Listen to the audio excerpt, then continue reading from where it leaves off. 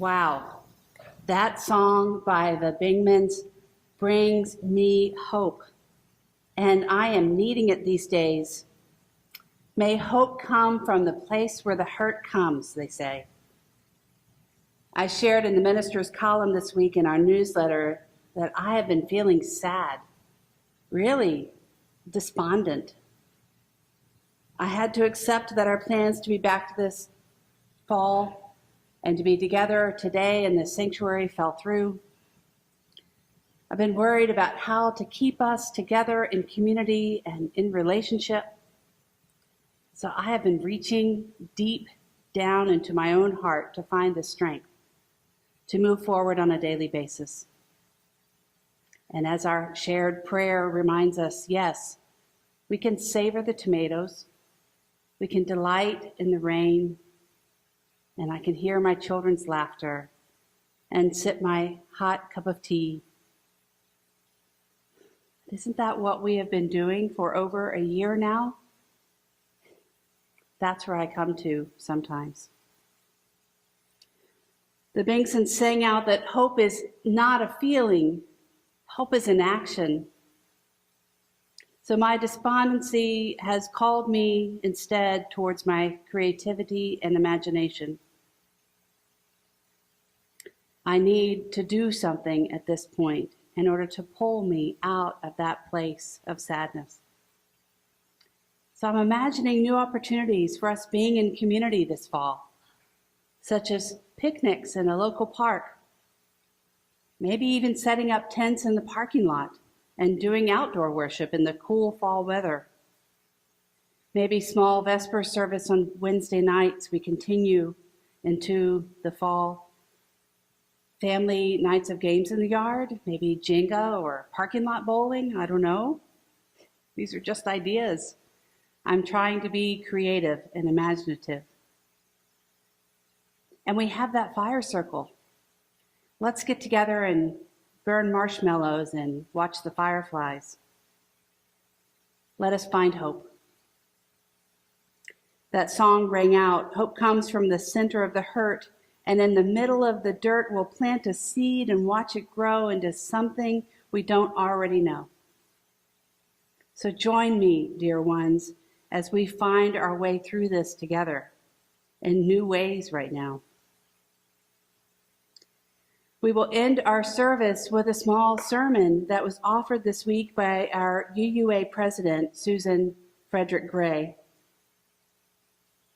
It was interesting. I was putting together the sermon for today, and I watched her video, and I said, it's already written. It's all there. So we turn to that video now, and then afterwards, we will put out our chalice and close our service this morning. So please enjoy her words.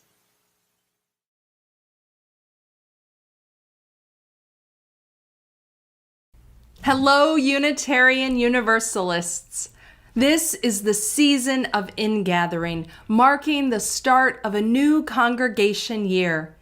In recent months, as more people have been able to get vaccinated, many of us have been able to gather in ways that we haven't for a long time. It has been a joy to gather with distant loved ones, to hug our family and friends. And it's important to savor these gifts, these blessings.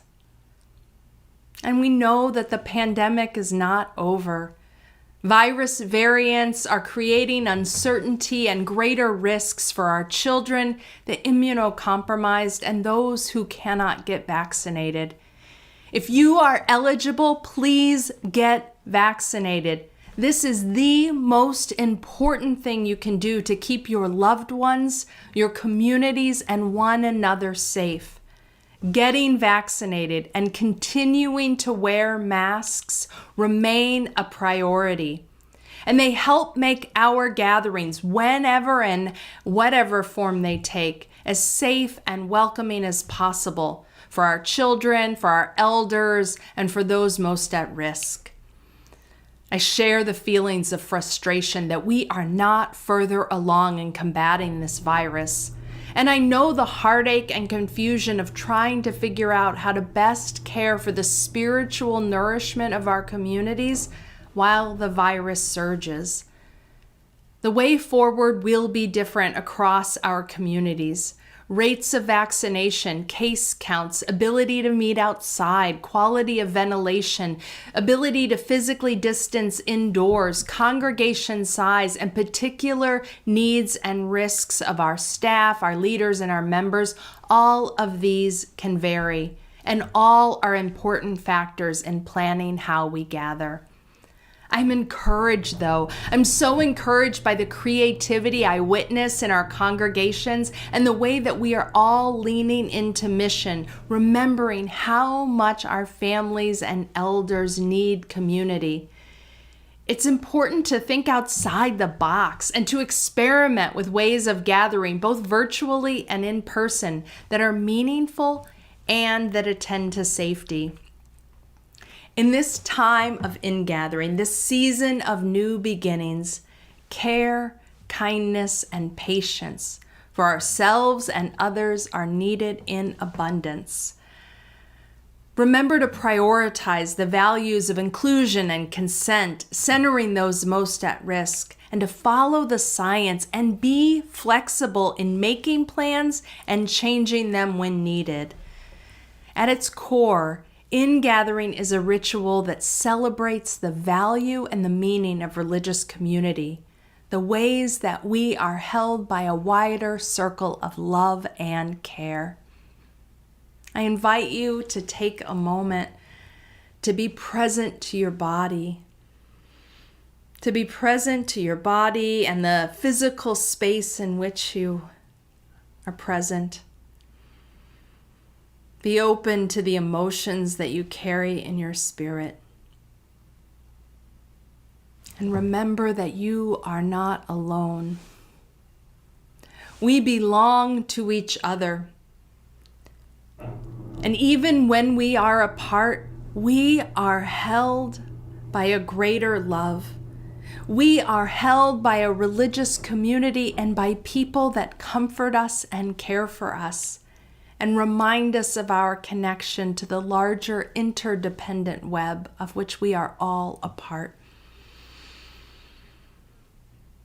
May we be grateful for the unseen but very real threads of compassion and strength, care and intention that surround us.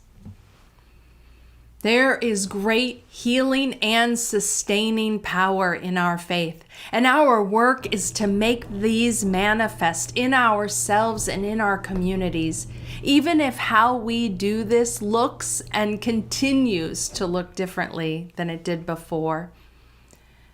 Our ministry is life-saving when it is responsive to our realities, helping all of us navigate these unprecedented and very precarious times.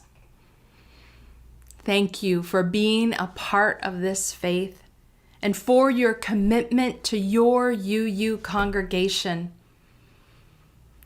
We will get through this together, caring for one another and being held by the larger embrace of abiding love. I send you my blessings to you and your loved ones and your families and to your communities. My love and care to each and every one of you. Blessed be.